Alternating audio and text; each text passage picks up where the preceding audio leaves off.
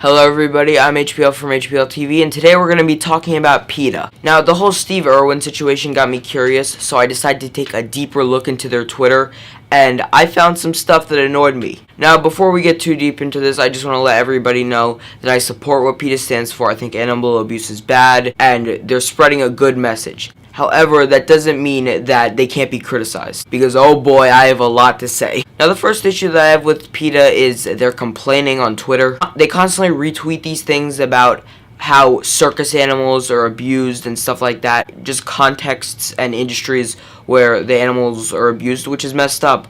But they're not actually doing anything about it. If you really care that much, shouldn't you start a petition or do something to help the cause? Twitter is not a very progressive place. They'll make these posts that are like, this company is doing this thing that is harmful to animals. Everybody go tweet at them to stop. They don't care. They really don't care. A few retweets isn't going to make Petco feed the beta fish, okay? Another thing that annoys me about PETA is how picky they are with what you can and can't do with animals. I understand something like animals being forced to perform in a circus. That is animal abuse, and that's not good. But they tend to get really upset over very small things. For example, they lashed out at the Jimmy Fallon show because they had a segment with Robert Irwin, Steve Irwin's son. But yeah, they were mad at them because they brought animals out on the show.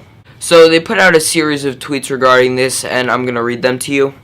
The first one says, "Dear Jimmy Fallon, stop using wild animals on Fallon Tonight. It's exploitation, plain and simple. Animals are not ours to use for entertainment, and they don't want to be on your show. Let wild animals stay wild and stop exploiting them for a segment. CC Irwins." They then followed that up with, "All of the wild animals forced to perform in front of a loud audience and bright nights on Fallon Tonight. Alligator, python, Asian water monitor, not one of them wanted to be there. Stop using wild animals on your show at Jimmy Fallon." And then lastly they said, "If the stress of transport and the Fallon Tonight set wasn't bad enough, wild animals can also pose danger to humans. Monitor lizards can inflict painful bone-crushing bites, and pythons can inflict serious wounds. They belong in their natural homes. It's safer for humans and animals." Now let me tell you why you're wrong, okay? One, you don't know if they want to be on the show or not. They don't speak English. Everybody knows that animals don't speak English, they speak Portuguese, okay? And the whole animals aren't entertainment thing, I get that to some extent, but that's kind of a broad thing to say. Have you ever watched a cute and funny dog video on the internet? Well, guess what? You're contributing to the abuse of animals. Do you have a pet that entertains you because of how cute and funny they are? Shame on you! Another issue I have with PETA is their bias. They put you on a pedestal if you're like vegan or vegetarian, and in their eyes you can do no wrong. I don't have the exact tweet, but I remember around the time the Oscars happened, they retweeted some list saying, "Here's a list of the animal-friendly Oscar nominees." And I guess animal-friendly means people that are vegan or vegetarian. So they clearly don't care that much about the movies themselves. They just care about if they support their movement, which is very biased. They also occasionally make demands which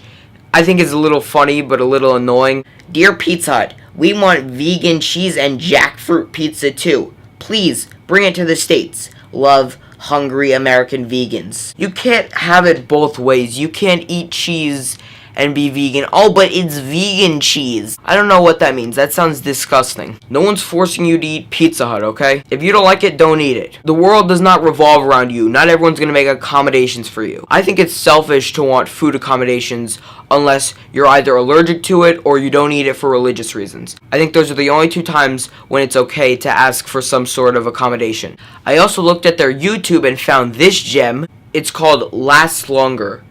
It's basically saying that vegans last longer in bed than meat eaters, which in my opinion is kind of a low blow. Here's a clip from it.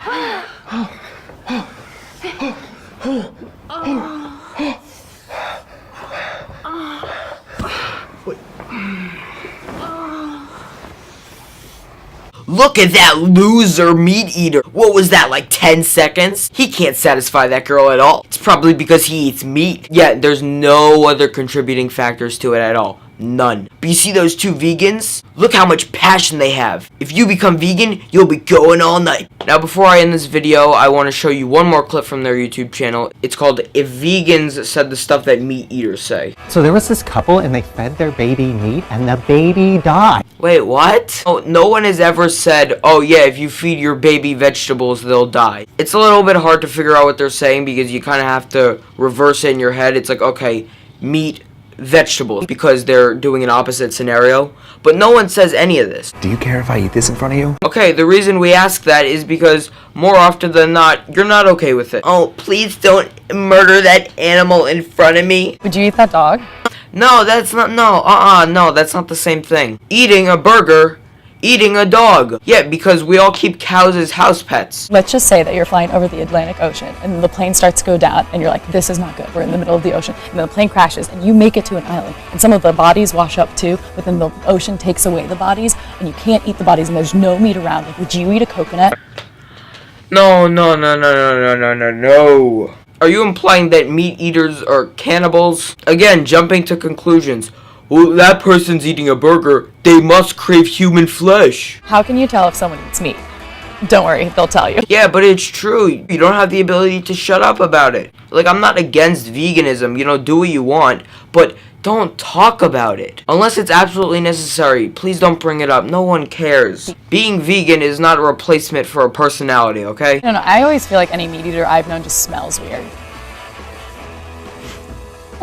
Yeah, no, we don't say that vegans smell weird, and we don't go around sniffing people. So, yeah, that's gonna be it for this video. If you enjoyed, please leave a like and subscribe if you're new. Thank you, and I'll see you in the next video. Bye. Make it make sense, make it make sense. I can't hide a heart in the black tent. You were off the bullshit.